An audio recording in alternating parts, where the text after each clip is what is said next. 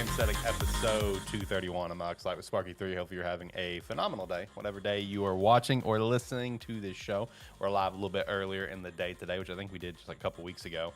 I got John here in studio. John, how you doing? You sure we don't want to run it back again? Yeah, run it back a third time, after we had some tech problems.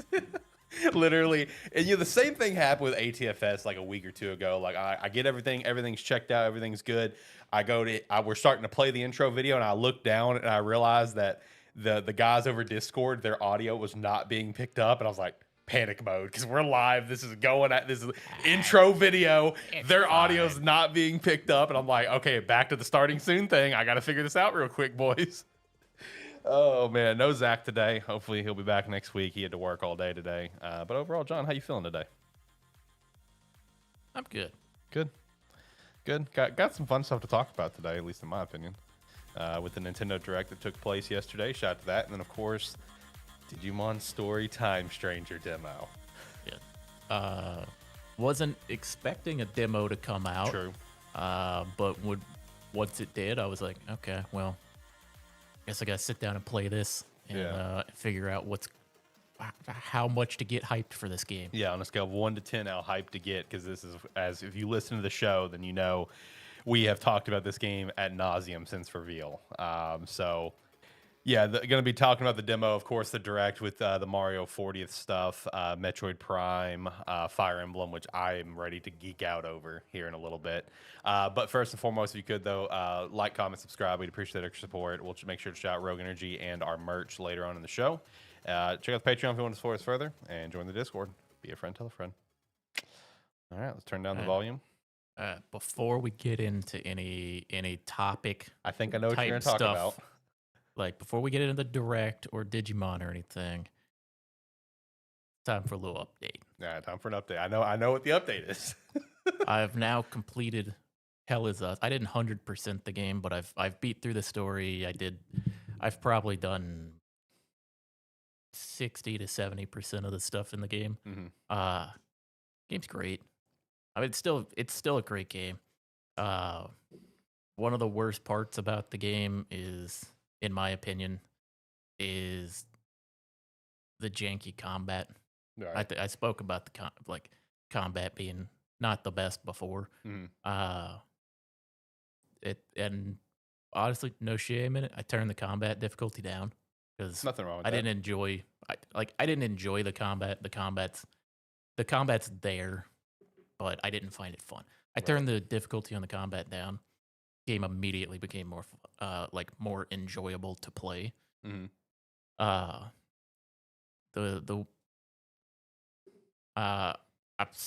not 100% sure on the story of the game still. I think there's some parts that I didn't pay enough attention to or something, but I got a general idea of it.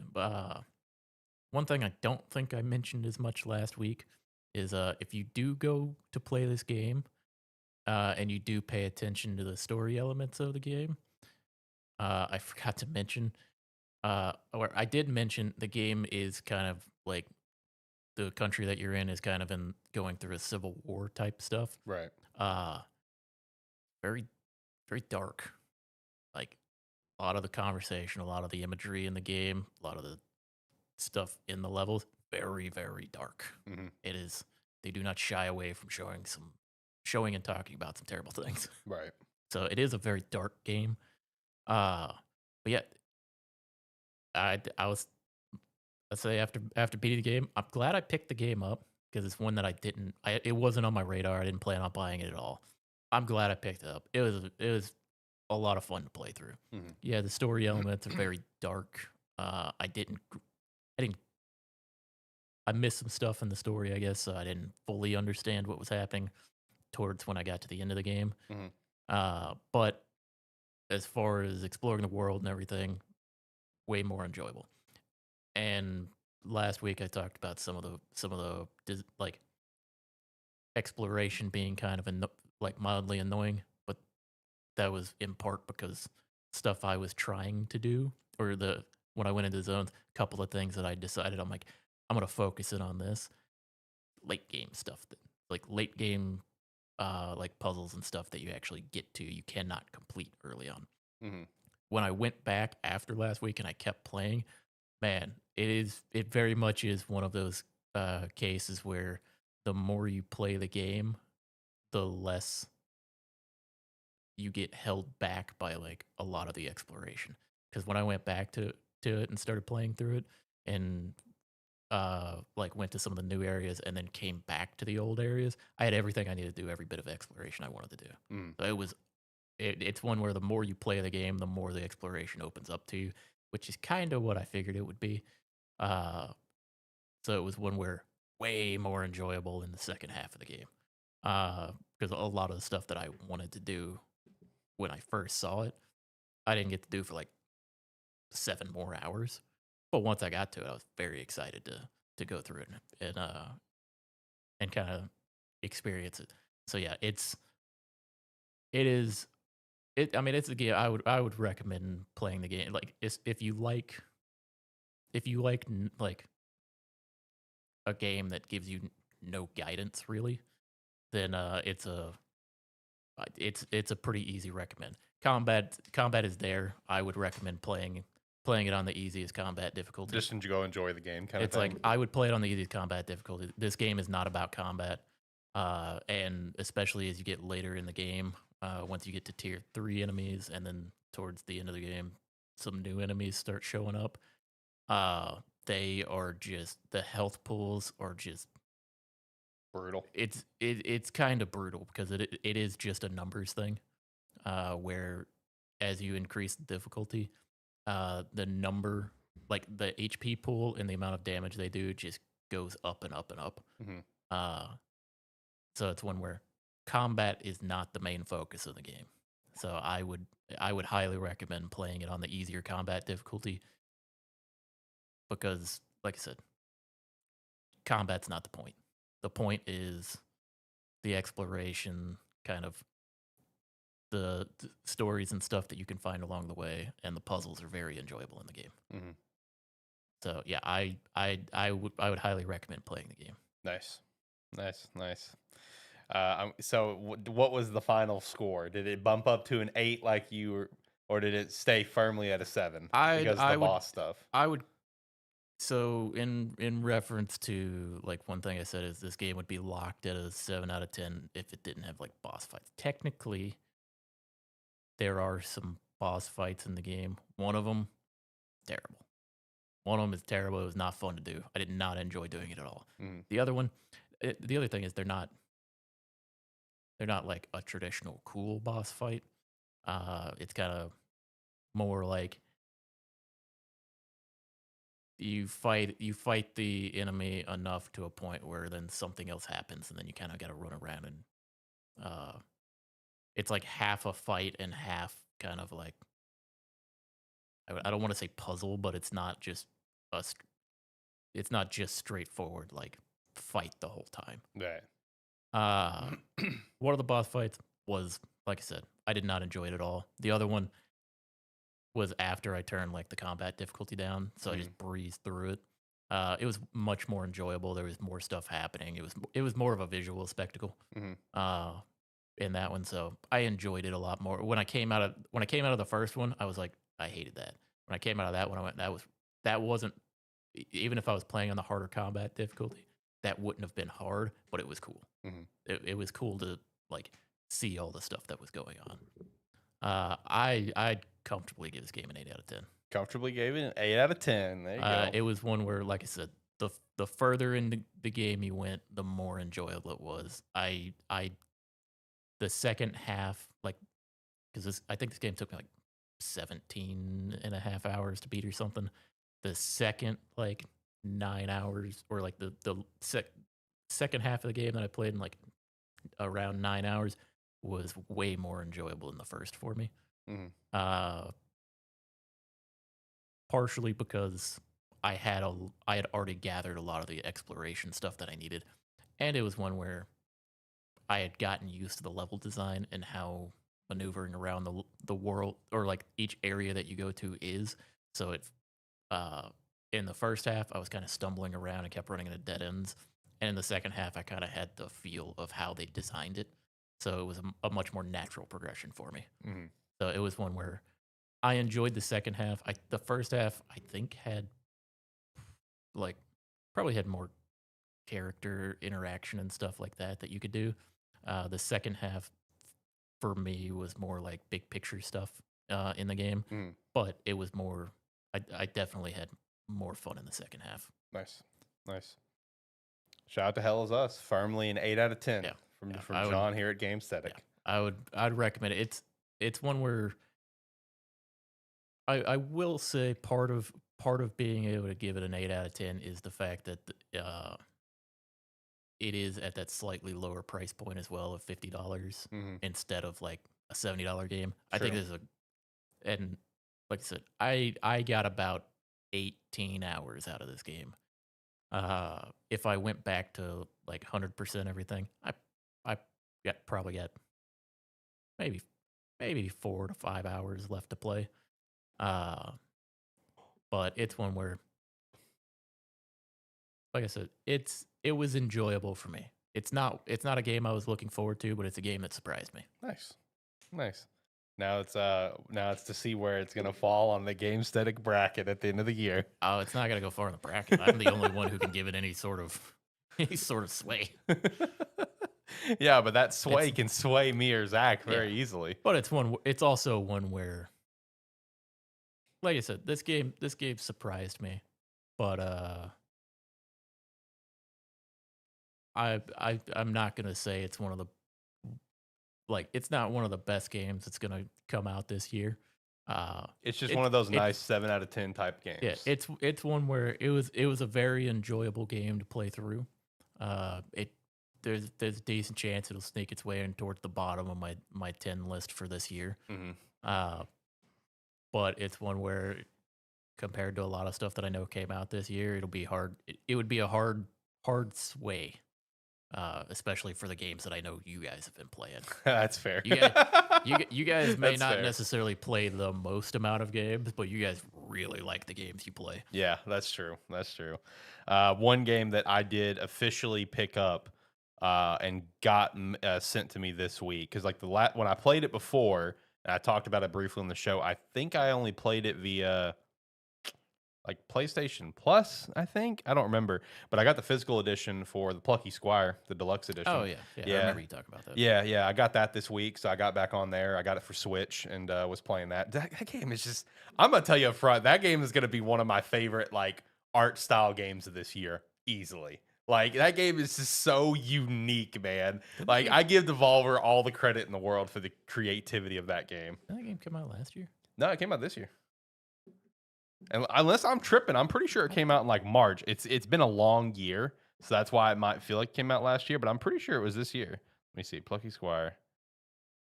I could be wrong on that, but for some Nah, reason, actually, you're right. It was 2024. I My was bad. gonna say that My fault. I thought that was a 2024 game. My fault. No, I think it was. I guess where I'm getting tripped up is, I think the physical edition only came out like early this year. The physical edition probably came out because I think it was a digital only game. Yeah, I think the physical edition came out now that you're starting to unlock key memories here. I think the physical edition came out in like January or February, and I just picked up the deluxe edition here just recently. So my fault. Either way, got on there. Just give Devolver all the credit for that game. It's so creative and it's so cool. I'm having such a great time with it. So that's all I've really done this week is I've just played Digimon Storytime Stranger Demo and Plucky Squire, and then been doing a lot of yard work this week, so my gaming kind of stopped there. That's about all I've done in my free time is just lay down and play that. So, but I will say in terms of gaming, there's a lot to look forward to coming up with this Nintendo Direct because I had some stuff that I walked away from extremely exciting. I kind of view this Direct as like a tone setting Direct because we're still in that launch period where there were a couple of key things for me that just kind of really sets the tone of what to expect over this first full calendar year of the console. The Mario 40th, I mean, you can argue that it's, I guess because it's been so long since the last 3D Mario, you could argue that the 40th kind of feels a slight lackluster because it's like we're ready for the next 3D Mario. But at the same time, it was still a solid little lineup. For it being the 40th, I understand why they spent as much time on it. But for what we ended up getting out of what they spent their time on, we could have trimmed some time off of this segment. The Mario 40th segment was 20 minutes long. Yeah, it was. It was 20 minutes. 20 minutes long, and when you look at what they actually came out of it talking about, Yep, like museum, theme parks, the we- Kyoto Marathon. it's like we could have trimmed like 5 minutes off of this Yeah, yeah. talk. For me, I know whenever we got the official reveal for the next Mario movie, the Super Mario Galaxy movie, shout out, coming out in April. And they said that this is the main event of the 40th. I'm like, okay, 3D Mario is still a little bit off. Well, We're a little bit away on that. Well, yeah, you got to think if they're going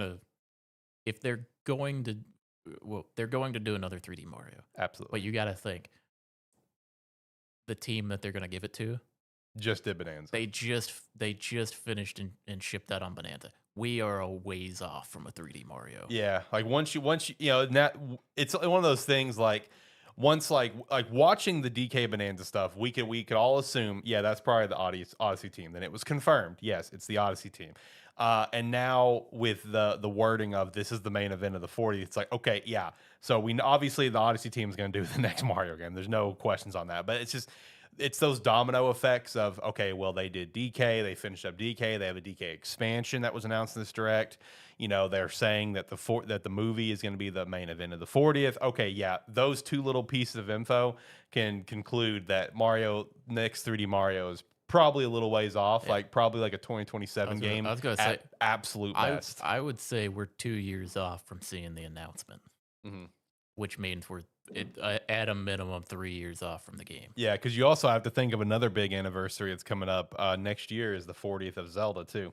So those are two obviously huge IPs of like, okay, well, what are we going to get next year for Zelda? Is something new Zelda going to get announced next year? Is something new Mario going to get announced next year or the year after? So there's a kind of a little weird window there between their two juggernauts. Yeah. But I mean, the things we did get for the 40th, I mean, obviously the Mario Galaxy movie, that'll be fun. You know, they skipped over, I guess, the at one point leaked Super Mario World trademarks that were being put through. And I just saw this yesterday, dude. This was so funny to me.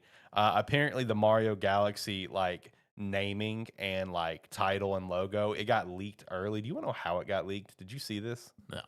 An Old Spice collaboration. I shit you not. I mean, dude, like, how does that? Like, come on, bruh. No, there was a couple of Old Spice that like Mario that had Luigi and Yoshi, and it had the logo, the same logo, but it was all grayed out. Super Mario Galaxy the movie, had the Illumination whatever logo and everything on there.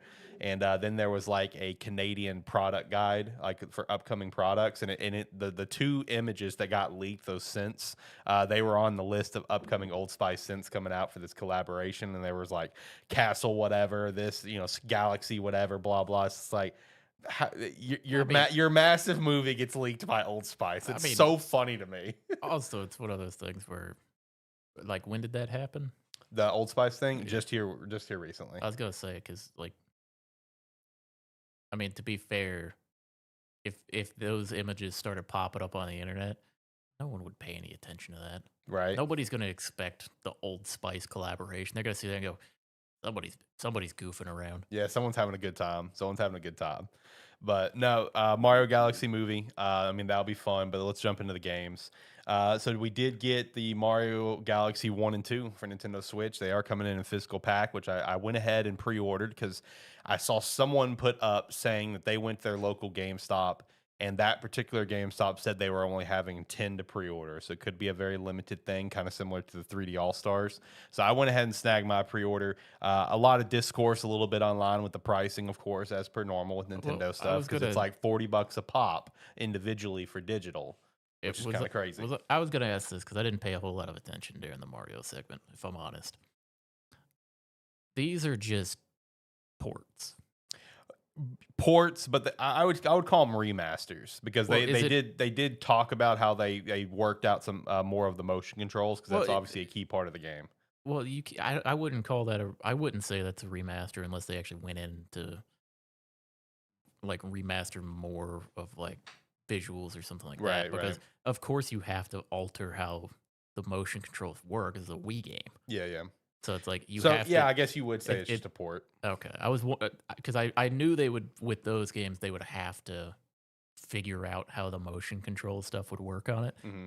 but I wasn't sure if they had done anything besides just make the motion controls work for Switch. Right. No, no, yeah, I mean that's a good point. So, if anything, I would say it's at least a port of both of them. So, I mean, I can understand the discourse, but at the end of the day, it's Nintendo. It's what are you gonna do? Not get it? I mean, if you want Mario Galaxy 2 and if you missed out on 3D Collection, you want Mario Galaxy, then you're gonna want to pick these up. It sucks, because again, like they're selling them for $40 a pop digitally, or you can do the $70 physical release for just ports. But I don't know. That's Nintendo. It's one where they they they make it hard for me to ever want to actually try to get into Mario Yeah, yeah, that's fair. because it's like I mean the Galaxy games they're pretty well touted games. 97 and 97 on It's like Metacritic. it's That's like crazy. like people love them. I never it's like I never played them. It's Mhm. like I look at it I'm like if I'm looking at games coming up, uh I'm gonna skip out on the $70 Mario pack Right. for some ports of games that came out. God, like 15, Yeah, I was 20 gonna years say ago. like over a decade ago Yeah, it's at a like, minimum. yeah, So yeah, it's like I'll skip out on those. right. Like I said, I went ahead and snagged the pre-orders because I like to, collect them. Obviously, I've got the 3D All Stars sealed. I bought that one digitally. I've got all the other Mario games, and of course, the Galaxy games are Christina's favorites of Mario. So, pick that up.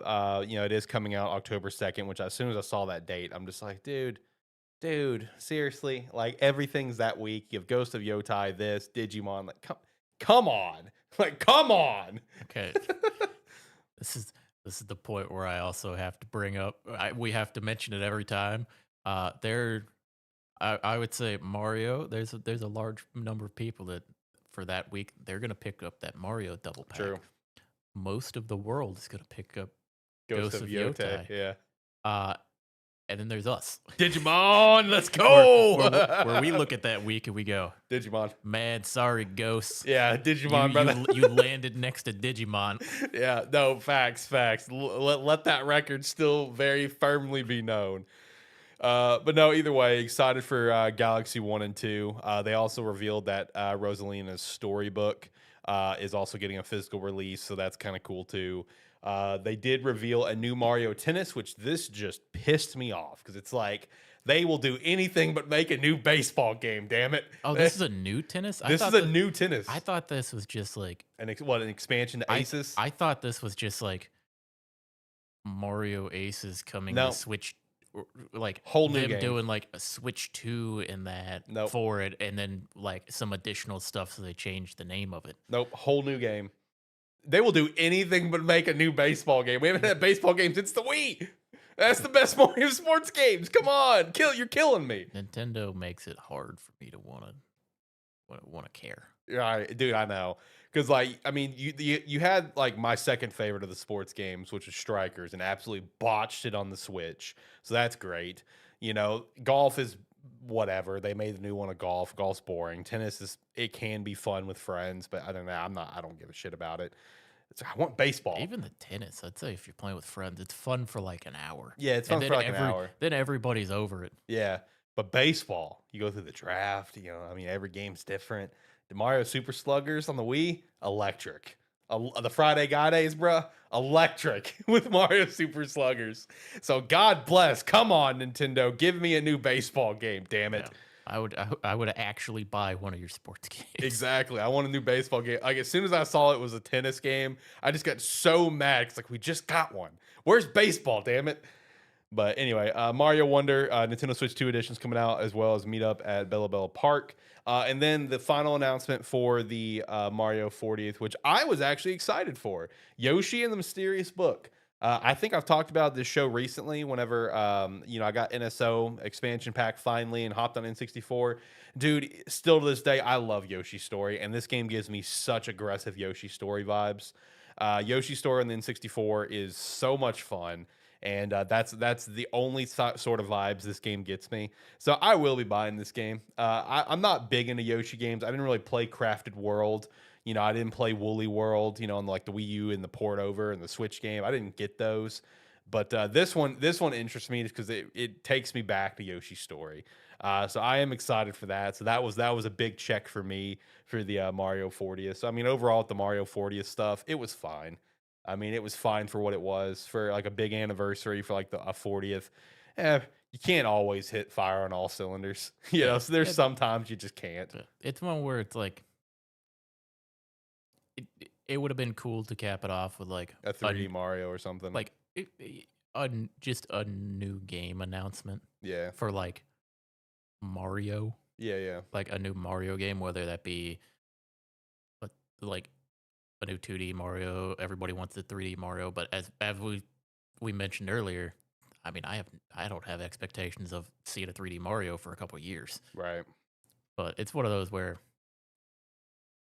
I mean, congratulations on your anniversary for it, but for the like, this is one where if you're a big Nintendo guy, this is or like a big Nintendo or a big Mario guy, is probably a big hitter, or this was probably great for you.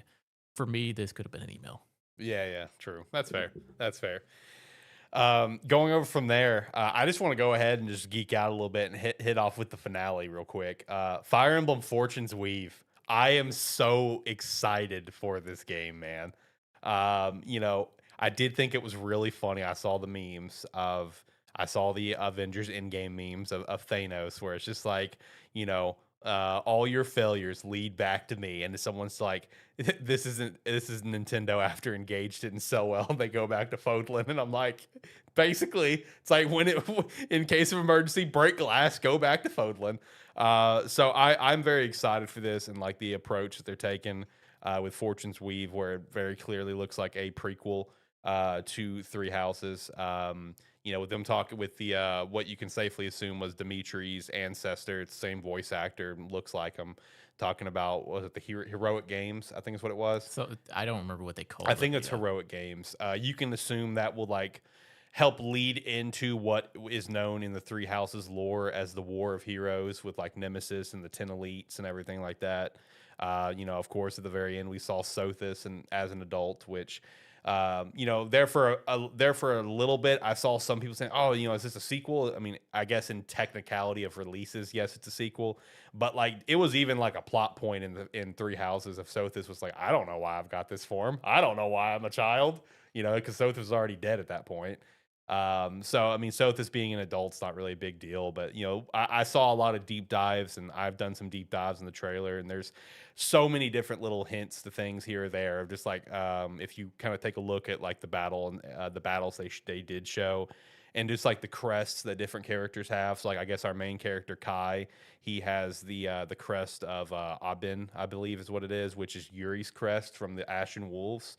You know, like the dude with the sword that looks kind of like the sword of creator, but it's called the answer. He is very clearly an ancestor to Mercedes and Yuritsa. He even has the same crest they have, which was shown in the crest on the sword if you look close enough. Looks like one of Happy's ancestors is in there. You know, there was a quick shot of what could have been Constance's ancestor in there, which I thought was also interesting, especially since the main character is kind of bearing the crest of Yuri's. Is like, I wonder if they're going to kind of maybe more dial into like the four Aristoteles, which was the four crest of the Ashen Wolves. I wonder if you'll dive into that. But I don't know. There's just so much potential for this to dial it back and kind of lead up to what happened, like with the 10 elites and everything. I'm super pumped for this. I mean, what did you think about the trailer? I'm so damn excited. I mean, it is one where I like Three Houses. I enjoyed playing Three Houses. I'm not one who went back and played it every storyline or anything, Yeah. but it's like I had fun with it. It was a great game. I didn't really until the end of the trailer when we saw Sothis, I was like, I know it's a Fire Emblem game. Right.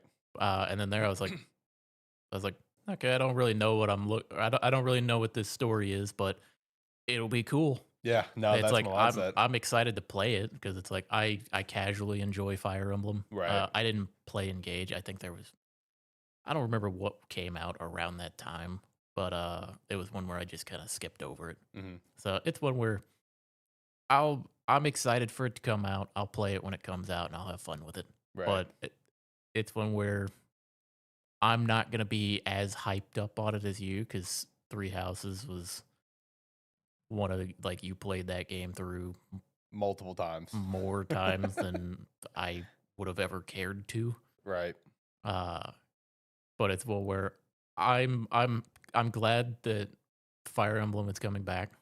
Uh, in the like in this way because yeah, when Engage came out, a lot of people didn't like kind of the return to form for Fire Emblem, Hmm. and it's like they seem to everybody latched on to the Three Houses and the way that you played that game. Hmm. So it'll be interesting to see how they do it with this game. Yeah, that's something I'm very interested in because like one that thing that was I felt like really prevalent in the trailer was just the focus like on these certain characters they showed up close, right? And like maybe heard their voice actor for or whatever. Because there was like a lot of different characters shown in the background. Again, like example, like what you can assume is Constance ancestor. It was simply like you just had to look for it kind of thing, but like these characters that are very in your face and shown, it kind of what you're saying, it kind of makes you think like, okay, are we going to take the approach like a Three Houses where you kind of take a route essentially, or is it just one overall story? Yeah, I don't know. it's one where like just based on how the trailer was, it kind of feels like, or I get the feeling it's more of a like we've laid the story out for you, play along it. Yeah, But basically. it's also one where there was enough shown of like specific characters where it's like, okay, is this gonna be as you're kind of going through it, you ally with this group or you ally with this group or you ally. So Yeah. it'll be interesting to see if it is kind of more of that central storyline focused or replayability with different character groups that Right. we saw before with Three Houses. Yeah, which that's the route that I hope it goes, because I mean, it's always possible, especially with how the heroic game seems to be designed, just from the trailer of where Dimitri's ancestor will grant a wish or whatever, and you have all these characters that are eyeing for the throne or whatever the wording was in the trailer. So it's definitely possible that you have your center character of Kai, who mentioned in the trailer, it's like I'm just fighting to save my dad. So it's like if that's the case, he could just side with whoever he thinks gives the best shot, which again gives you that replayability. Because that was one of the best parts about Three Houses is that replayability and seeing all the different story options and everything. So, and if that's the case, I saw another meme of like, oh man, I can't wait for another 7 years of discourse of everyone arguing which leader was right and which leader was the right way to go. So either way, Fire Emblem Fortune Weaves, fantastic trailer, great music in the trailer, by the way, phenomenal music. Cannot wait for it. And man, off the dome, I'm trying to think of like games we know are coming out next year. Right now, it might be my number one most anticipated game for next year already. I can't think of other games for next year that like I'm super mega pumped for. Tides of Annihilation was one of them. But this would beat out Tides of Annihilation for me. But either way, I mean, I'm very very excited for this game. Yeah, I will say I don't just speaking on like 2026 games. I don't remember what's coming out 2026 right I don't now. either, besides a handful. It it's gonna be one of those where I have a feeling that it's gonna be like we're gonna by the time we get to the end of the year, we're gonna know what the big hitters are True. because they're gonna reinforce it at the Game Awards for Oh us yeah, what's yeah, yeah. coming out next year. Oh yeah. So it'll be interesting to see like what the more what the lineup is gonna be for next year. Because yeah, like right now, I don't got a clue what I'm excited for next year. Yeah, no, I mean, if I had to form a list of 5 right now, like, and you told me to do it on off the dome, no chance. No chance. I'm it's like I can't even start to think of next year because the next month is jam packed Yeah, with too much stuff that I'm focused on. right, right. Packed to the gills. Hey, shout out to Metroid Prime 4, barely making it for this year. Man, You were so close to getting it right, brother. they started showing it off, and it's like when they because they did the thing where they showed they ended the trailer and they show like Prime 4 showing I up. know it And was so slow. and I was sitting there, I was like, it's gonna be really funny if they just don't show a date. Dude, when me and Christina, we watched it again last night, and even she pointed out, man, they knew what they were doing. They were really slow on revealing that release date. I'm like, man, they were keeping everyone on pins and needles for it. It was one where I was like, it's funny because I've had no stake in this Yeah, just yeah, besides ripping you yeah, on it. just trolling. I'm just saying it's not coming out this year. It's getting delayed. It's getting delayed. Man, it barely almost it almost didn't make it. You know, I mean December, bruh, it almost did not make it. That'll be a good December title though.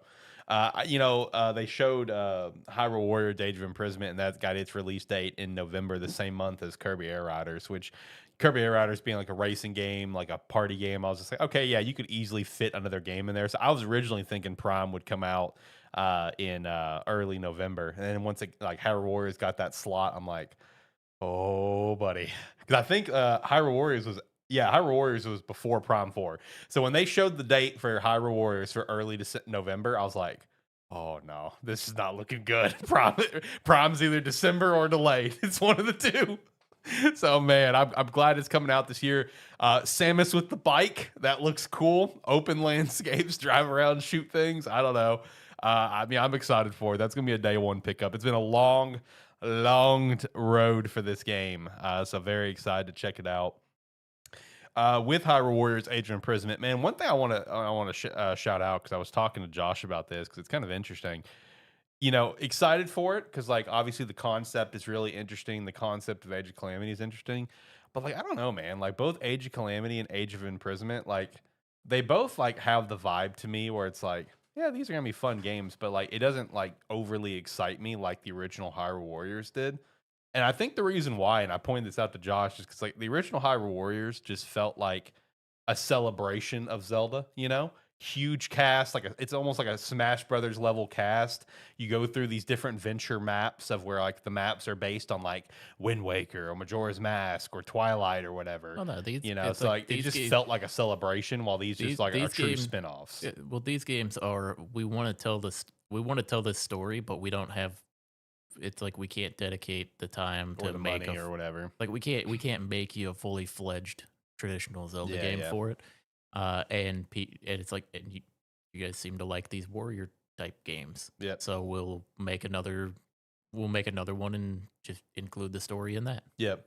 Which, you know, again, sound concept. I'll buy it. I'll play it. I'll enjoy it. But I just don't have the same level of excitement like I did like the OG Hyrule Warriors. I don't know. It's just a weird thing. Like I said, the original just feels like a big celebration of Zelda to me.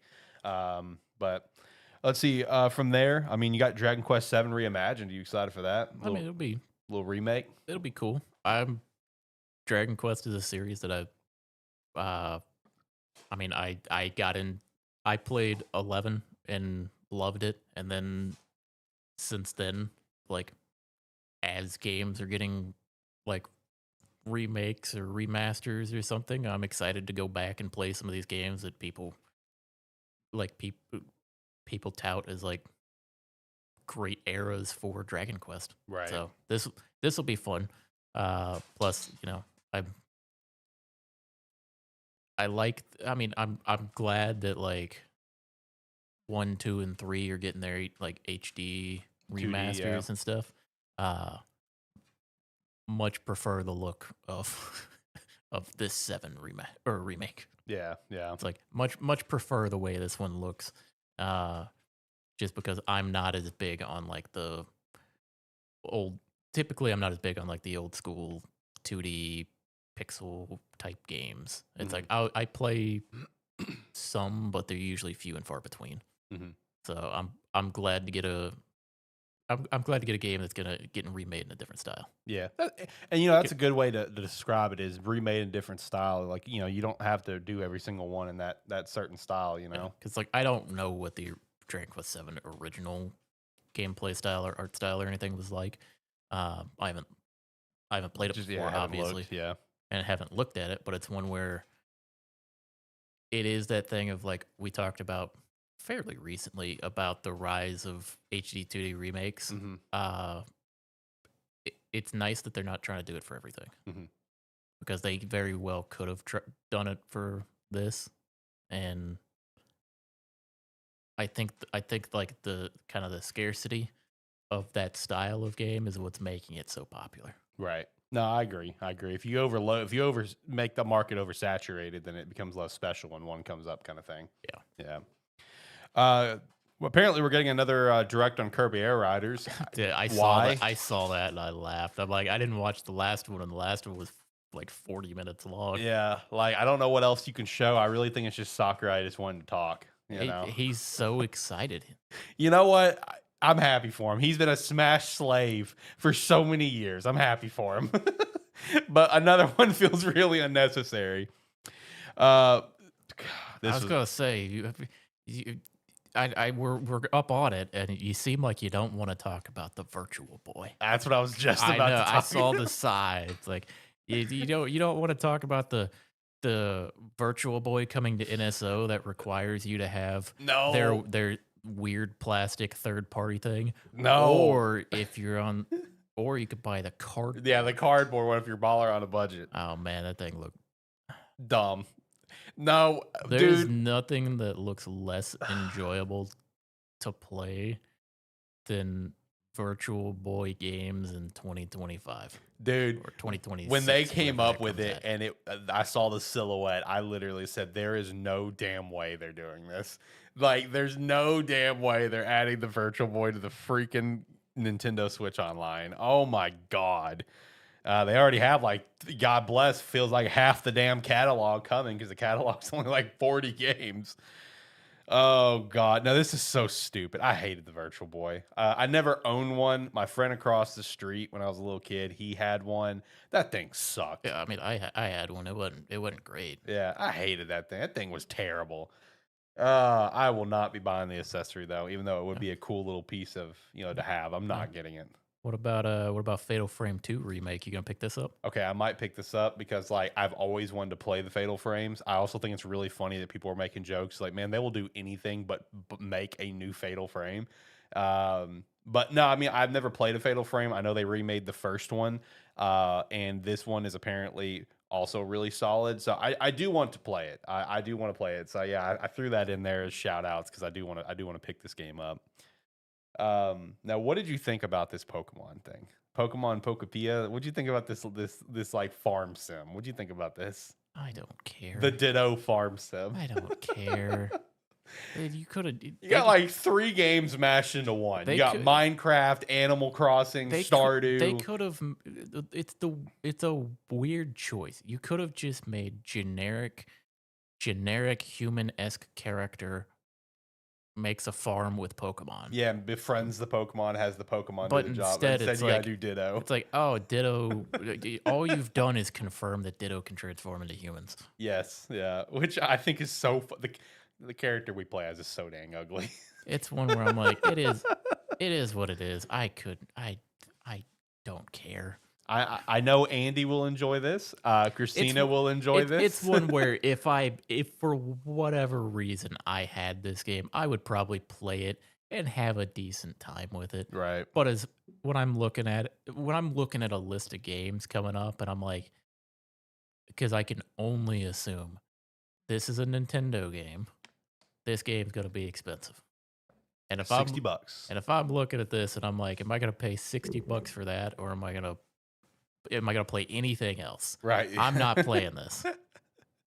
Like I said, I know Christina will enjoy it, so I will be getting it. Andy, I imagine, will enjoy it. I thought of Andy pretty quickly. Shout out to Andy. But no, interesting choice. They're really willing to be experimental with the Pokemon title and make some different kinds of games. And you know what? I respect it. Yeah. Then we got a lot of new megas shown off for Pokemon Legends ZA. Finally got the Kalos starters, which Chestnut looks so cool. My favorite of the 3. I think he looks so insanely awesome. Delphox also looks extremely cool. Greninja is the worst looking one. I gotta say, for the most part, a lot of these new megas they don't look that interesting. Yeah, so we also got Malamar revealed this week too, and Malamar looks fine. I saw what they're going for with the membrane system, whatever. Looks cool. I immediately thought of Xana from Code Lyoko. Hopefully, I unlocked a core memory there for There's somebody. there's very Um, few of the new mega designs that I look at and I'm like, that looks cool. yeah, so the ones we've seen so far, the only ones that I've said that looks sick or that looks cool is Chestnut, Delphox, and Raichu X. Everything else, it's like, Dragonite looks fine. Victory Man, Bell. we liked Halucha. Okay, yeah, never. Yeah, you're right. Halucha's cool. Halucha's awesome. I will. Okay, you're right. My bad. My bad. Halucha is sick. Halucha's sick. Victory Bell was whatever. Greninja's just got a giant water shuriken that he floats upside down on for some reason. Yeah. I saw him like floating upside down on the shuriken. I was like, you fucking bat now? He's channeling his inner Naruto, man, using chakra and staying upside down. No, we also did get the Raichu X and Y, which X looks so much cooler to me. Well, okay, I gotta ask you this. How do you feel about we don't even have I know. Legends announced yet? Or released. We don't have it released yet, and they've already announced a paid DLC, which I can only assume, based on how they showed it off, is you would probably have to buy the DLC to get those Raichu megas. Well, here's the thing. I don't know if you saw this, John, but apparently the megas for the Kalos starters are also locked behind ranked online battles for ZA. Didn't see that. Yeah, Either. so that's a thing. So you have to have NSO to go through those battles. So to get like the new Raichu megas plus the Kalos megas plus buying the game, the expansion's probably going to be 20 30 bucks. The game is what, 70?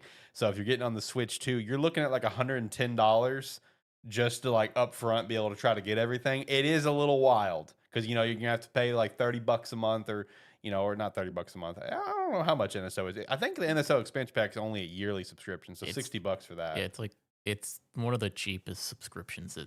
Yeah, it's you only have a yearly payment, so it's like 60 bucks. Got to get that. I could be wrong then. Could be wrong on that, but then like probably 30 bucks DLC, 70 bucks a game. You're looking for a lot of money up front just to be able to get all the content. Kind of wild. The fact that like they kind of show off the Raichu megas and then tell you it's paid, like it's part of a paid DLC. Yeah, it's like, okay, well, that DLC, is that DLC coming day one?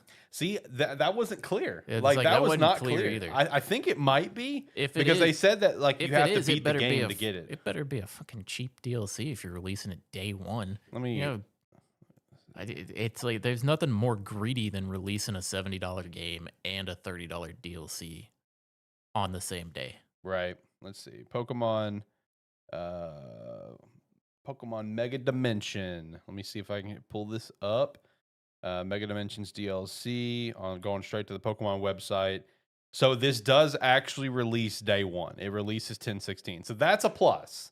Is that it does come out same day. As long as it's not $30. It is $30. Yeah, it's like it's a fucking dick move. Yeah, no, it is in fact $30, brother. Yeah, because I saw something on Twitter that apparently you have to beat the game before you get access to this DLC. I think that could be wrong though. The other thing is it's like, why are you releasing it same day unless your game's short as fuck? Yeah, that's another thing too. No, that's crazy. Shout out to Tyler in chat too. You're looking for a lot of money. Story of my life. Facts, bro. But yeah, so basically upfront cost of the game, 70 bucks, 30 bucks, 100 bucks, then you need to buy NSO so you can go play online so you can get the 3 Kalos starter megas, which apparently the 3 Kalos starter mega stones will not all even be available at launch. It will start off with Greninja that you have to play so much of the ranked online play to get his stone, and then the other 2 are coming later. This is diabolical. I've completely lost interest in the Kalos starter megas. Right? Like that's diabolical. Like if it was in-game stuff, right? I would probably put Chestnut back on my team. I had no intention on adding him to my team because like I thought his mega looked cool as hell. And I'm not picking Chikorita, so it would have worked out for me. But yeah, no, that is diabolical. And I'm just like, what are we even talking about? Like, that's crazy to me. Like, you and I have NSO. I've got you on my family plan. So, like, obviously we can have access to that. But the first thing it makes me think of, and it just kind of brings back like some PTSD and some annoyance, it reminds me of classic Xbox 360 Mass Effect 3, where I was forced to play the multiplayer to access the best ending of the game.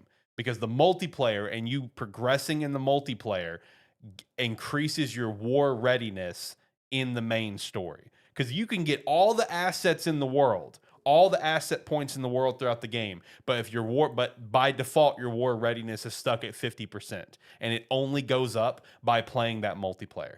So it's like, obviously, as time goes on, and I'm wanting to replay Mass Effect, series, and I'm wanting to replay Mass Effect 3 in like 2018, bro, I ain't getting anybody in that damn game to help me out with these dang PvE missions. I gotta solo all this shit just so I can get my war readiness up. That's what it reminds me of, and I just get immediately irritated because like, how far do I have to go in this ranked online play to be able Well, to get these that's mega the stones? thing. It's like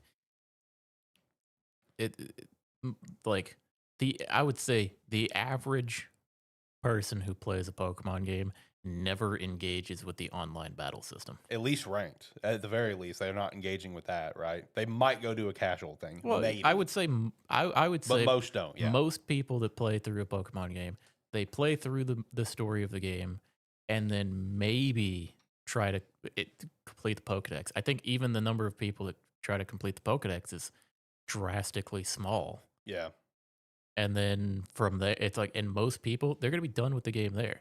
And it's like, and if you're really enjoying the game, you'll do a little bit of shiny hunting. hmm But to make the decision to go into ranked online or like to go into the online battle system at all, it's a whole different beast that you're stepping into. true, So it's like the average person would step into there, get destroyed one or two times, and be like, yeah, I'm not touching that again. right. The one plus side is that it is like this different, battle mechanics. It's not your standard like super in depth, EVs, IVs, Yeah, all but that. still, But it's still annoying. it's still like You're gonna get someone it's who's still gonna have a high skill level yeah, and it's still like destroy still you. not something I'm gonna want to engage in. Yeah, no, I get it. I get it. So yeah, if all of that seems to be accurate, like all the reports are, this is not ideal at all because this is everything that's come out of it. This is the big conversation point right now, is that these are behind. I guess it is legit because there was the press report that like the Greninja will be the first available, the other two comes later. So yeah, all legit, and it's just like just scummy, Yeah, I scummy. mean, one terrible system to force people to play into your Yeah, online yeah, system that don't want to. Second, having a rotating system. It's like how often are you rotating? Is it going to be every week? There may be people that jump into the game, play it for a week, beat the game, do everything that they want to do in it, and never and like not have the opportunity. Like, what if somebody's favorite Pokemon is Chestnut, yeah. and they don't even have the opportunity to Mega Evolve them, which is something they may have been looking forward to, because even if they were like, okay, well, I guess I'll play the online so that I can do that, Not even and available. then it's not even available to them. That's scummy, man. It's like You breaking it down like that really makes it even more scummy. because it's one where I'm generally not a big fan of the Kalos starters. Yeah, I've they're fine. For you. some people love them. I don't care for them. I've played through the Kalos uh quite a few times actually. Generally like the region, but it's one where I never liked the starters. I like never used them in any like even my casual playthroughs hmm or anything. So it's one where I don't necessarily care about them getting megas, but it's one where I mean generally when Amon would get a mega, I mean you use it. It's like you would typically use it just to do it. It's hmm something new. You want to see how it feels. It could be one where it's like you may not like the mon itself, but the mega you like, so you try playing with it. Right. But not even having the option to. Like I said, there'll be plenty of people that play the game, maybe would have wanted to do the mega evolution and or like use it in their playthrough, Yeah. and will never be able to because by the time it becomes available to them, they'll be done playing the game. Yeah, they'll lose interest or be like, I got other stuff that came out or whatever. Yeah, Yeah. because it's one where I'm looking forward to Legends coming out, but it's also one where there are so many games coming out in the next month and a half where I'm like, I'm gonna play Legends for about a. It's like I'm gonna play it as much as I can for about a week, Hmm. and then other stuff's gonna be there. Right around the window. It's like other Yeah. stuff's gonna be coming out, or Around the there's gonna corner. be games that I haven't finished yet, because depending on how long the game is, may not be done with Digimon yet, Hmm. and I'll pivot to Pokemon to play it for a bit, but it's one where if I finish Legend, like the story of Legends and that, and then it's like, okay, well, you can run around and do all the rest of this stuff. Or I can go back and play Digimon. Right. Probably going to go back and play Digimon. Right. And I feel like a lot of people are probably going to be that way, where Yeah. they're like, there's something else I would rather do than run around for 10 or 20 more hours dicking around. Hmm. Yeah. No, everything about it is a lot of red flags have been raised. It's still going to be an enjoyable game if you're a Pokemon fan, but I'm a little pissed that I'm going to have to drop more money at launch, because I'm already buying the game twice for me and Christina. Now it's like, okay, well, I got to get the DLC now because I'm gonna play it. I'm gonna play Well, the you DLC. don't even have to buy the DLC when it first comes out, because you got to beat the game first. I mean, anyway. that's true too. That's true too. That's true too. So no, overall, kind of scummy. Not kind of, is scummy. Is scummy. Not a fan of the approach on things, but Nintendo realizes this.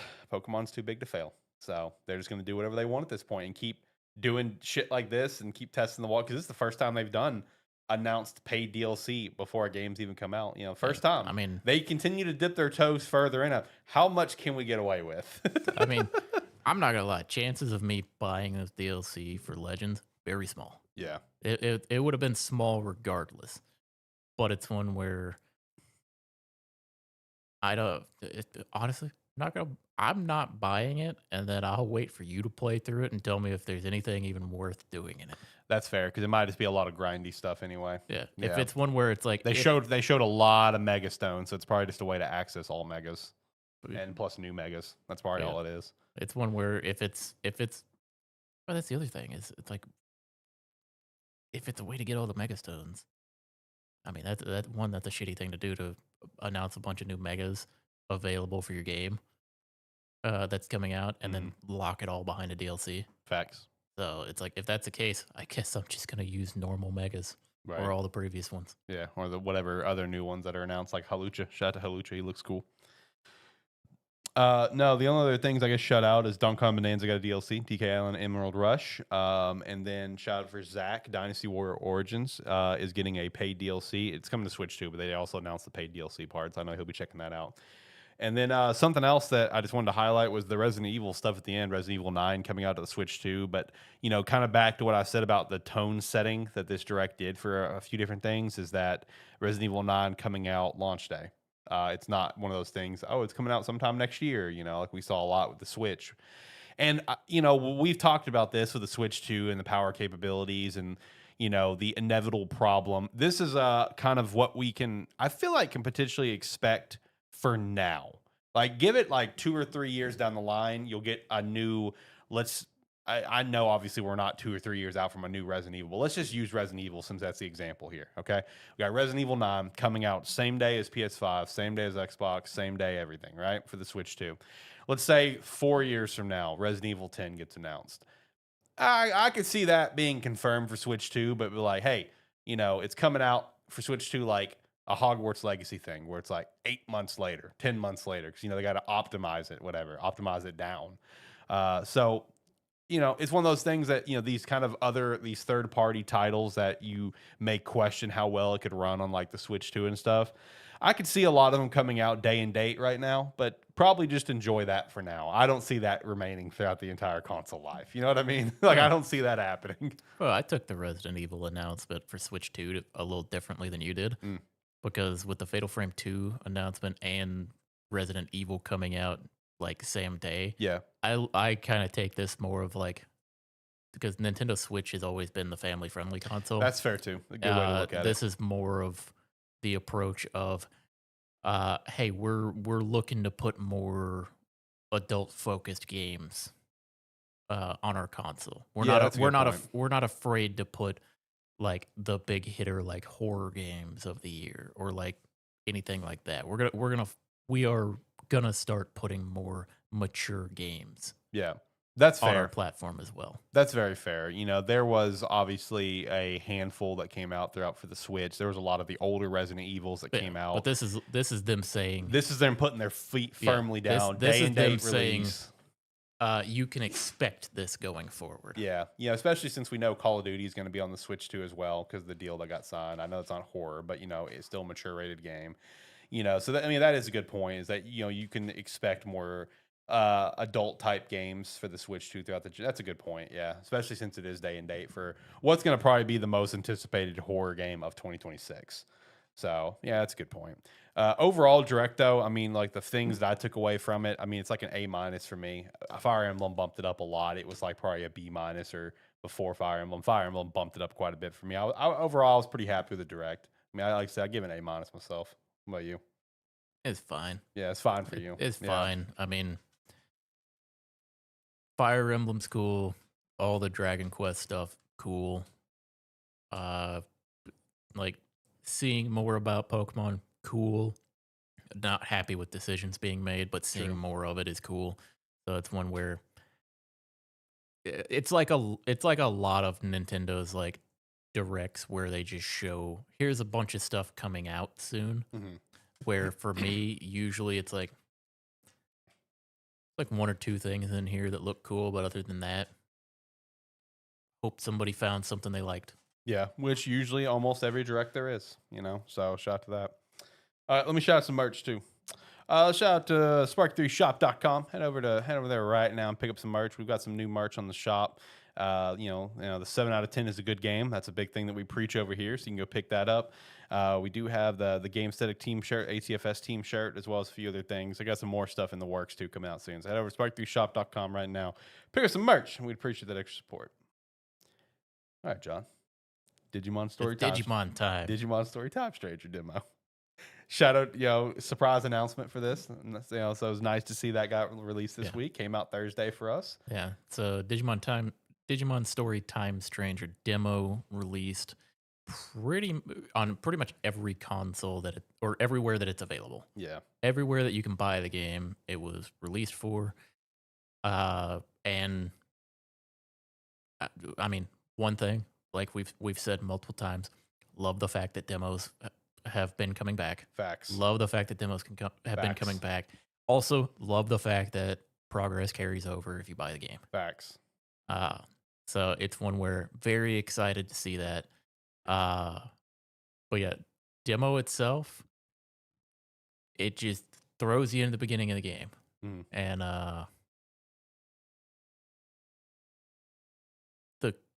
the character and organization that we work for, man, there's no explanation for it. Yeah, no. It's just like, hey, we researched these anomalies that happen. But even then, they don't know what any of this stuff is. Yeah. But I mean, it's kind of your standard Digimon type game opening where something's happening. Oh wow, what's this creature? Oh, we've been hearing about these and kind of studying these things. So we're gonna call them Digimon. Yep. But immediately, you kind of you got to pick your starter. What did you pick? I picked Patamon. Okay. I did end up going Patamon. I was kind of leaning Gomon there for a little bit because I do like Gomon a lot. I like Vikemon, but I viewed like in the long run, would I still have potentially Vikemon as part of my my crew? Like let's say in the OG stories, I kept them with me the whole time. I voted no, but I would probably definitely keep Seraphimon the whole time. I like Seraphimon. He's pretty sick. Where do you think I went? Did you go Demi Devilmon? I did go Demi Devilmon. That's not what I expected. Just you asking that question made me think that. I was looking at him. I was like, I'd normally never make this decision. I'm gonna do it. We're on two separate ends of the spectrum. But it's one where, because I mentioned this to you at the beginning, right when you pick your partner Digimon, man, this game tells you immediately it's gonna be extra. Yeah. Because you immediately get this over the top summoning entrance for the Digimon, which I loved. Like you do this whole thing where like he pulls out his like phone or something, it's and like then it like phone transforms Digivice. into a gun that he fires, and then it summons the digit. It's really over the It is top. over the top, yeah. It kind of sets the tone that they're like, oh, we're gonna have some fun Yeah, here. we're gonna lean into a lot of stupid stuff. Uh, and then it just kind of introduces you to the battle mechanics. Mhm. There's a lot of tooltip menus that come up to explain the battle systems and like types and stuff like that. Uh, which is, I mean, it's fine. I don't remember elemental weaknesses being as big of a deal in previous like Digimon story games. They were there in the cyber games. Yeah, I don't remember them being like as big of a difference. I Mhm. remember it being more focused on The virus vaccine or yeah, data. virus vaccine data. Uh, but like in this game, the damage difference you get for it being like the correct type, like virus data, and that, or as compared to like the elemental damage, it kind of just evens everything out, Yeah. which is, I mean, it's nice. Makes it where you don't have to worry as much. Mhm. Uh, but it's one where I didn't ask you about this earlier, but you immediately get introduced to their preemptive strike mechanic. How you feel about that? I like it. Oh, it's great. I love it. It's great. Yeah. Because it basically just you hit the right. I was playing on my Xbox controller. You hit the right trigger. It sends your Digimon out to attack Mhm. whatever Digimon's roaming around in front of you, and it automatically sends out the one that would have the highest damage impact on it, Yeah. which is great. Yeah. No, that whole side of things was like the moment I was able to do it with all the Coromon. I'm like, oh, this is such a nice quality of Oh life. yeah, I was like, this is it's like this is some quality of life we were needing. Yeah, this is great, man. And let's talk about quality of life needing. Let's talk about the converting and stuff. That is So amazing. Oh my yeah, goodness. so it took a little longer to introduce it in this game Yeah. than it has in previous ones. But every time you battle a Digimon, it's kind of depending on the level, or not the level, but the tier, I guess. Yeah, Or like whatever. the form of it, whether it's like baby, rookie, whatever. Hmm. Uh, you get a different percentage of like conversion of that Digimon. That goes up to 200%. 200% being the maximum. If you convert it at 200%, then uh, you now have that Digimon as part of that you can add to your team. And the higher percentage that you do it at, it basically means the higher stats that it starts with. Hmm. But you can just do it whenever you want to now. You can do the conversion whenever you want to. You can digivolve whenever you want to. De-digivolve, all of it on the fly. Yeah, which for context, you had to go back to a certain location, your little digi farm thing Yeah, to do all of that. yeah. You used to have to like go out, grind up levels, and then because one of the things in these Digimon games is whenever you have a Digimon that can digivolve, you typically you have several options that it can go to, and Yeah. it's different stat requirements that it has to have. Hmm. And in some cases, like for story related reasons, so you don't have like super overpowered mons, uh, you have to achieve certain story progression level that in this game they refer to as agent level. Uh, so you either have to have progressed far enough in the story to be able to do it, or just stat requirements. And in previous Digimon games, a large part of like leveling up and being able to get more stats and that is max its level out, or it's like you go farm up, max its level out, de-digivolve it, or digivolve. It's like you digivolve it up, max its level out, and then de-digivolve it back down, Hmm. do it again, and then that increases its maximum potential. So a large part of it is about farming in that. So you used to have to go to your grind spot, grind out for a while, go back to your specific area you had to go to do all of that. Now you can do it wherever you want to. Yep. It's a very simple change, but my God, is it game changing. Oh my gosh, it makes it so much better. Like it makes like that's the one thing about this game with like the battle mechanics they introduced and the converting and digivolving and stuff is like they really just want to speed up the game, make it just super accessible where you can just kind of go play the game. It's not super inconvenient to do things, right? You can just go play. So that's one of the big things that they really kind of highlighted there with those quality of life changes. One of my personal favorite changes from the demo is the fact that like your Digimon actually talk. Like that's cool. I like that you can talk to them and the answers you give kind of change, like stats about the Digimon.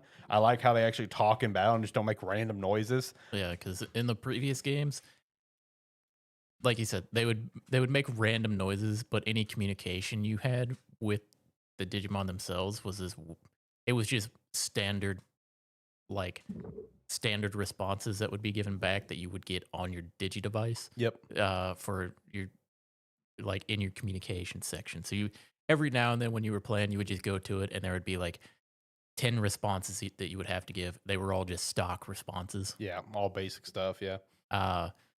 But like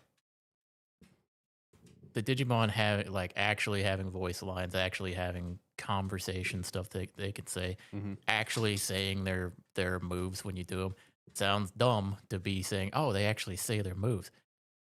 We haven't had that. Yeah. I haven't had that. And that's like a core part of the anime and stuff. Yeah, it's a core part of Digimon. Like if I have Agumon and I use Pepper Breath, he says Pepper Breath before he attacks. Yeah. Yeah. It's like it's one of those where that's part of Digimon. Yeah. And we finally actually get some of it. And obviously noticed it right away with Patamon, whatever, with Air Bubble, and I was like, "Oh yeah, that's nice, nice." Man, did it really set in when Omnimon showed up and he used Transcendent Sword and yelled that out? I was like, "Whoo, buddy! I can't wait to hear a lot of these moves throughout the game, brother." Yeah, and it's, man, I will say, like, in the beginning of the game, you basically, in the demo, you show up to an area that has a protest going on. You're alerted to anomalies going on inside. Yep. Your job is basically get inside, figure out what's going on. And you get in there, you find there's a woman in there who nobody knows why she has, like, been given access to communication with you. Mm-hmm. And then she basically just tells you, get up to the rooftop. They might already be fighting. You show up there. God damn, is everything fighting? Yep. And they are not afraid to show you some high level, high ranking Digimon right off the fucking bat. True. So it is pretty cool because it does set the tone of like, very quickly. Oh, we're on a grand scale in this game. We've all in the previous games, for the most part, at least in like the Digimon story games, we've been on a pretty low scale for the most part. We are on like world-ending scale from the get-go here. Yes, yeah, and it is awesome. Yeah, no, and honestly, that is like such a great approach on how to take this game because it's like Digimon games are Digimon games, right? They're going to be games that the Digimon fandom will enjoy, that they will, love or hate, nitpick, whatever. Even if they're fine games, they'll enjoy them to some extent. This is like we've talked about in this show. This is the game that feels like it could legitimately change Digimon because as we've talked about before, like jokingly and stuff, it's just like it's never had this much attention before. Right, it yeah, hasn't. yeah. People's never paid attention to Digimon games like this. It's like the last couple games, Digimon Story, Cyber Sleuth, and Hacker's Memory. Yeah. It's like we love those games, and the people that play them love those games. Yeah. Then but they're very small, like they're very kind of small scale niche games. Yeah. And then you had like Next Order and then Survive. I think that was the only other Digimon games that came out. It was World Order and then Survive. Yeah, so which both of those just did their thing, Survive was kind of a negative reception because people didn't know what it was going into it, which whatever. But it's one where, yeah, we've said before, Digimon has never gotten this attention. Yeah. And the fact that like from us, so like we've been playing these games for years and years, and this one's coming out. It's like everything, like every small change that we've kind of talked about so far.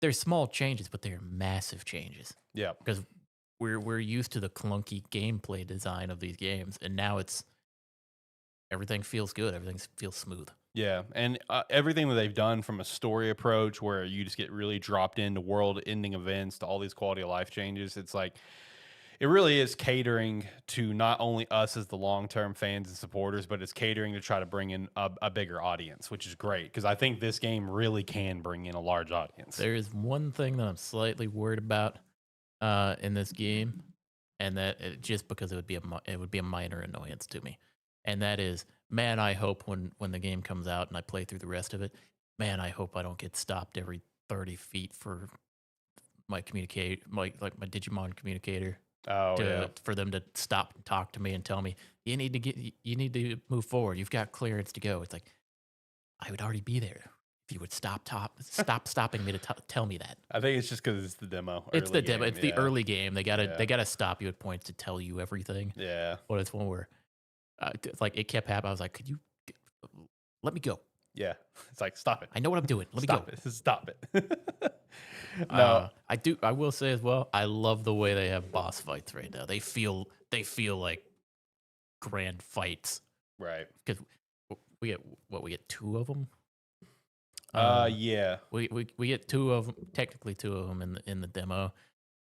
I like the way that I like the way they're framed because mhm, they're like when you get into a battle, it is a simple thing as well, but it does just kind of take the area surrounding you and it just encapsulates that into a battle screen essentially. So mhm, you still see all the stuff happening around you. You're still in the same destroyed locations. right. It's just cool. Yeah. Big grand scale health, big fancy health bar, whole 9 yards. Yeah.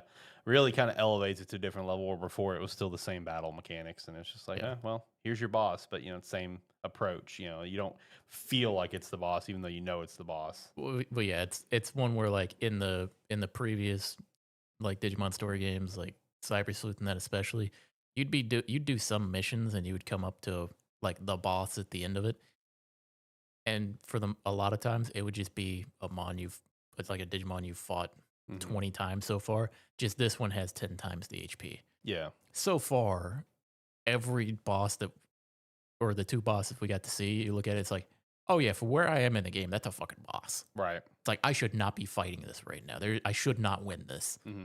But it's like it's like you can overcome it. Yeah. But it's one where it's nice for it to make sense why you're facing something. It's like, oh yeah, it makes sense why that thing why it's like it's only level 7, but it makes sense why it has so much more HP than I do. Yeah. It's like that thing is 3 or 4 stages ahead of where I'm at. Right. Right. No, everything, this demo was like the perfect sampling size of like all the changes that they're making with the battle stuff, the converting, just the Pokemon being more interactive, stat increases, the boss stuff, the Whoa. battles, everything. Whoa, I'm gonna have to check you there. You said Pokemon. Oh, Digimon, sorry. My bad. Ooh, gonna have to cut that out of the clip. Yeah.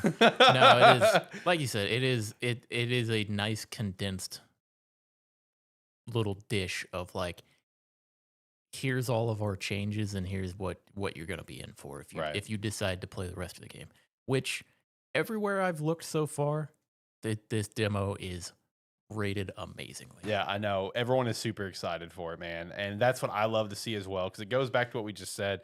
Digimon's never had like this level of attention for its games. The only way Digimon's ever had huge attention is because of like movies and stuff, Yeah. especially when you return the original cast of the Adventure Tries and stuff and Last Evolution. But like, man, for the games to get this level of attention, dude, it feels like we're in a new era for Digimon. Yeah. It's great. Yeah. Usually the only spike, like you said, the only spike in Digimon attention is those movies or short series based around the original cast that everybody remembers. And it Yeah. is kind of like the nostalgia grab. This doesn't feel like nostalgia grab. This feels like people are genuinely getting interested in Digimon. Yeah. Which I'm gonna be real, man. I really think this game can like review and score very well. Like I'm gonna be doing my October Metacritic predictions here in the near future before my trip. Don't get overexcited. No, I'm serious. I think it can review very well. It can review decently well. Remember, you got to keep in mind don't like you got to remember this is extreme hype for Digimon, Remember, that's for Digimon. I know. I'm just saying. Keep yourself in check a Look, little bit. listen, I'm feeling a high 80 is possible. I think that's possible. High 80. I think high 80 is possible. That's what I'm leaning towards right Yeah. now. I mean, yeah, it's hard for me to say what I think it was going to be because I like, as I've said ever since this game got announced, I know what this game is to me. Yeah, yeah. I know what this game is. I'm gonna love this game. This game is a 10 out of 10 for me. Already a masterpiece on This- the board. This game, they showed me preemptive strike, and I did it, and I said 10 out of 10. Yeah, that was it. Yeah, he texted me, he messaged me, he's like, have you played it yet? Quality of life's already a 10 out of 10. They told me how to do a that I could convert on the fly, and I went, oh man, this game's a masterpiece. That's all it takes for John and Digimon. I mean, when it comes to a Digimon game, I'm used to playing a janky game. Yeah, yeah. But this one it runs good, it looks good, it feels good. Like even for a non-Digimon game, it feels great. It does feel good, yeah. So now, super excited. Again, I won't get to play it at launch, but I will be very eager to get messages from you and hear how it is. I am very excited to finally get my hands on play this. I'm only gonna send you spoilers. All right. Well, I don't mind spoilers. I'm all about spoilers. I'm one of those freaks, but I don't know. Maybe this time I have to block you. I don't know if I want spoilers on this one. I want to experience it. There was one. I knew I was ahead of you in the demo, and I kind of wanted to send it to you, even though I knew you were gonna be coming up to it shortly. It was like at the end of the demo, like right before it cuts you off, and it's like you've reached the end of the demo. It's when you meet the girl in the sewer. Oh yeah. And it zooms in on her. It shows her name, and then it just says fledgling streamer. I just wanted to clip that and throw it into Discord because that was one of the most fun things to do when we were all playing 100 Days. Yeah. Was just take those wacky screenshots and just throw them in there. True. And I was like, oh, this would fit in perfectly with those. God, man. No, very excited for the full game, dude. I'm so excited for the release. I'm excited to get my chance to play it. Again, it sucks that it comes out literally the day before I go on a trip, but it's fine. It'll be a nice thing to come home to. Come home ready to play it on Wednesday, whatever. Looking forward to it. It's gonna be great. All right, let's shout out some Rogue Energy. Use our referral link down below, promo code SPARKY3 to get 10% off your order, no matter what you're picking up, whether it's hydration, chill, or the energy line, cans or tubs. The promo code and the referral link works on all of it and helps support the brand. They got a better sale going on. No big deal. You don't have to use our promo code. Just use our referral link, and you're still going to be helping out the brand. Again, head over to Rogue Energy with the referral link down below and pick up some Rogue. And we appreciate that support. You got anything else you want to chat about? You want to hop in a weekly wrap-up? We can hop in. Okay, let's hop in a weekly wrap up. Let's see where am I at. There we go. Did you see Borderlands 4 reviews? Reviewing pretty fine. It hits about the park where Zach thought it would. About 84 on Metacritic, 85 OpenCritic, couple 10s, lots of 9s and 8s. I haven't paid attention to the Metacritic. I've been watching the player reception. Yeah, how's that been? Unoptimized PC port. Oh no, not again. People are not happy with the performance of it on PC. What's the review right now on Steam? I don't know the percentage. It was sitting at mixed when I looked at it earlier. Man, they can just never get these PC stuff right, can they? No. It is setting a mix, 65% currently at mixed. Yeah. The people that have the beefy machines that can run it are enjoying the game. Everybody else is unable to play the game from the sounds of it. Yeah, I mean, the top review is 14 hours on record.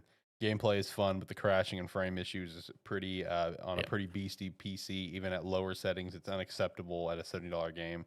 Other than performance issues, gameplay is exactly what you expect from Borderlands. This person, only 6 hours on record, say it runs like absolute garbage. Cannot recommend this game until it's fixed. That's like every review that you can see on it is people enjoy what they've been able to play, but are basically finding it unable to play because of constant crashing, stuttering issues, frame rate problems, things like that. So it's one where, I mean, it sucks. Like I've been mostly complaining about PC versions of games for a long time, because nobody ever really does, or nobody truly takes the time, it feels like, to make a truly optimized PC port. Yeah. But it's one where I mean, it's like the problem with like PC ports, a lot of times is like a similar problem that we see with like game studios, where it's like they have so many people that work on it that it inflates budgets and things like that. Mhm. Whereas like on the PC side of it, it's like they just try to port the game over, and then they just have it crazy minimum requirements that you have to have. So they either have crazy top end machines that are basically your minimum requirements, or they just make the game look and run like ass. Mhm. And that just seems to be the way it goes. Yeah. Well, that's unfortunate. I'm wondering if Zach picked it up, because I know he'd probably pick it up like on console. Well, I don't know. He just got a brand new Well, yeah, PC. He probably would get it on PC actually. yeah. Well, in his case, he might be able to run it. I don't Oh know. yeah. He would. For him, it should run fine. For me, it should run fine. Yeah. But it's one where I don't. I wasn't planning on picking it up Yeah. on launch anyway. I wonder if he got it. I guess we'll find out maybe next week when he's back on, if he ended up getting it and what's his thoughts. But I mean, reviews, overall going well, I guess, except for the player score on PC. So that's unfortunate. Hopefully they get it fixed. There was also a new Nintendo patent that came out, which Fucking this pieces of shit. which this sparked some controversy. Nintendo filed a new patent that focuses on summoning a monster in game and make them battle for you. The knee-jerk reaction online is that the Nintendo could basically kind of sue anybody about this patent, like the likes of Final Fantasy, Persona, etc. But there were people that did a deep dive on the patent. I skimmed through it, but I'm not educated on everything to kind of fully understand. I did go; it was like a 20-something page patent, I think. And it does seem like apparently it was more designed around the mechanics of Legends DA, but it's still also the thing. Like, man, But it patenting doesn't- these mechanics is like, ugh. It doesn't matter if it's specifically for mechanics like ZA. It's the problem is gameplay mechanics themselves shouldn't be patented. Yeah, It's like, because all you do is like you stifle the iteration that can be done upon the mechanics. hmm If you patent the mechanics, that means the only person who can iterate on it is then you. yeah, And then it becomes a thing where if someone comes a little too close, or if somebody makes something and they view it as too close, they can. The problem is, even if it is specifically supposed to be about this, it's Nintendo. They're known to be petty. It's like if they decide they want to go after somebody, yeah, the intention is for it to be for Legends, but they can always make an argument for anything even remotely close to it. It's one of those where I am not a fan of patenting mechanics. Oh no, it's garbage. It's like it is a terrible system that they are allowed to do that. hmm So it's one where I am not a fan. Yeah, and this is also probably going to further allow them to go after Power World too, which that's like the one time in really history where Nintendo's like, okay, you're stepping a little too close to our toes here. Well, yeah, I mean it's one where it's like the problem with this patent, like at least from the initial wording we have on it, that knee jerk reaction is because they go after anybody. Yeah, It's like, yeah, if you dive deep into it, it might be a little more specific, but at the same time, it's always a little bit like ambiguous, Mm. so that they can go after anyone. It's right. like, yeah, we are the only ones that can do this. Well, for a little bit of clarification, there's a U.S. patent. Yes, yeah, that's also true. U.S. It's a patent. U.S. patent, so they can go after companies in the U.S. or like companies and games based in the U.S. Mhm. is what they can go after with this. Yep. Probably because people, other like patent industries around the world would probably be like, "Are you fucking serious?" Right. It's like, this is stupid. Like, no. No, patenting mechanics is garbage.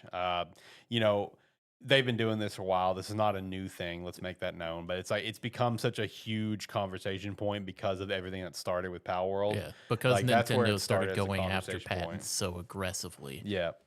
Uh, it's one where, I mean, you could make arguments all you want to, but the thing is, I can hardly see a reason why you would patent a mechanic except to be able to go after somebody that is doing something similar to you, but doing it and like gaining a lot of popularity from it. Yeah. You would have to have a really, really cool and unique mechanic to patent that thing, in my opinion. The other thing is, if you do have a really cool and unique mechanic, it still sucks when you patent it because then if you don't do anything with it. Yeah. Nemesis system. Yeah. Nemesis system. Rest in peace, brother. Let's see. Next, I got some new controller stuff. Astrobot Joyful Limited Edition DualSense up for pre-order, as well as the Xbox Breaker Series up for pre-order, featuring Ice, Heart, and Storm. Did you like any of these designs? Yeah. I mean, they're fine. Yeah. Did you ever get the Astrobot one? Like No. your OG one? You gonna get this one? Probably not. I'm on a break from controllers. Next thing I've got, speaking of controllers, a rare DualSense worth $1,300 was completely destroyed in transit. It was an Applin Green controller that was an esports World Cup in Saudi Arabia exclusive that a brand called Console Variations purchased. It was estimated there's only a few thousand ever made, and based off photos of items of the purchase, it was in great conditions, and all signs point to post NL for mishandling the package. I want to throw this in there because I wanted to ask you, if you dished out like, $200, $300 for a controller you've really been wanting for a while, and it came in just where the controller is like split in half on one side, what would you do? Like, obviously, you're going to try to get your money back, Yeah, but just I mean, what would be your immediate reaction of seeing that box and that controller? I mean, it depends. It's all entirely about where you buy the controller from. Yeah. Most controllers that I've bought like I've bought new in package, or they come with a box, Right. or it's like they come with their original box.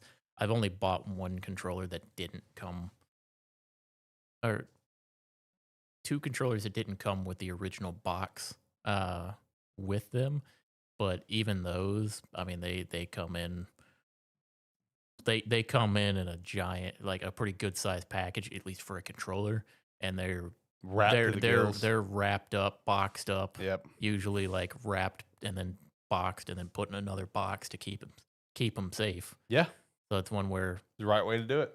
it's like, I mean, I definitely wouldn't be happy. I'd immediately be filing a claim to get my money back. Oh, yeah. Or something. But Oh, it's yeah. one where, I mean, what are you gonna do? I mean, also, it's one where, I mean, I'm never gonna be willing to shell out near That price. that Yeah. price for. It's like hell, I've shelled out a couple $100 for a controller, and that was still Pushing it. like, man, I was still second guess. I was like, I don't know if I should be doing this. Second guessing yourself. I get it. Next thing, Mega Man Star Force Legacy Collection was announced for 2026. That's cool. I never played these games back on the DS, so I would be interested to play them. Apparently, they're not super well received, but either way, they look cool. I'd play them. Dead Island 3 is apparently being teased as Dead Island 2 has passed 20 million players. That's crazy, but all right. Specific Drive Whispers in the Woods expansion was announced, which I still want to play this game. This game just, I don't know, looks kind of fun. Keanu Reeves says that he would love to play Silverhand again in Cyberpunk 2, the sequel. If they can find a way to make it work, absolutely. But I don't know how you would make it work. It depends on what kind of story you want to tell. But if you want to get Silverhand in there, I am all for it, brother. Keanu was fantastic as Johnny Silverhand. And the last piece of news I got is some PS6 reports. So the first one, this one's just kind of floating around a little bit, that the design for the PS6 was apparently going to go for a very simple design versus the PS5 to save on cost. That makes perfect sense, especially with the kind of hardware that's going to be within the console. And then this next one was actually per Insider Gaming that a disc drive will be sold and launched alongside the console. So physical gaming looks like it will live on in some capacity for at least another generation, which I was already kind of thinking anyway. But we are slowly dying out of physical games. But I'm glad it's not. I'm glad we're not ripping out the cord just yet, because I like my physical games. I am a boomer. You got any news you want to shout out? You got anything? I don't think so. I can't think of anything else myself. No, I can't think of anything else. All right, Gamestead Game of the Week. I guess back to you. You got anything, or do you want me to throw something out there? What do we got?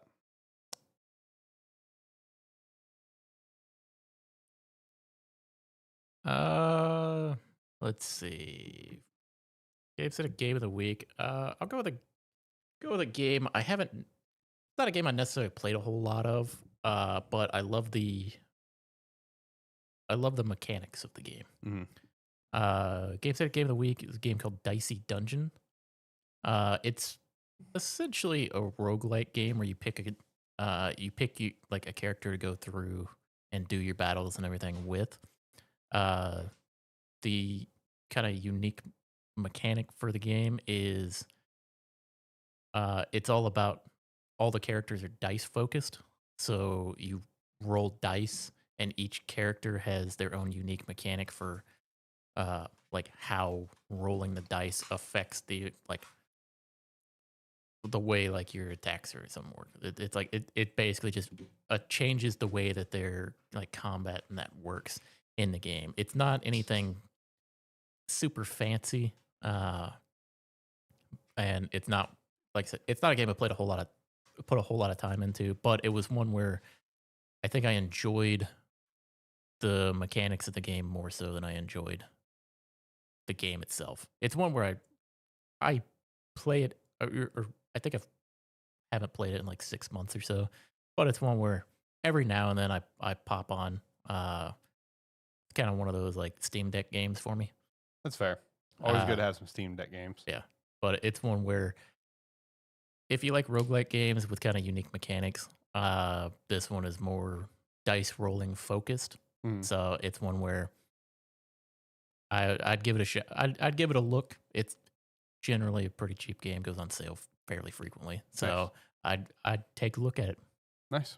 Okay. All right. Another Gamestead Game of the Week back in the books, and hopefully Zach can be here next week, and we'll pass it back to him and keep on rolling. All right, let's hit the music and let's get out of here. All right, like, comment, subscribe, all that jazz.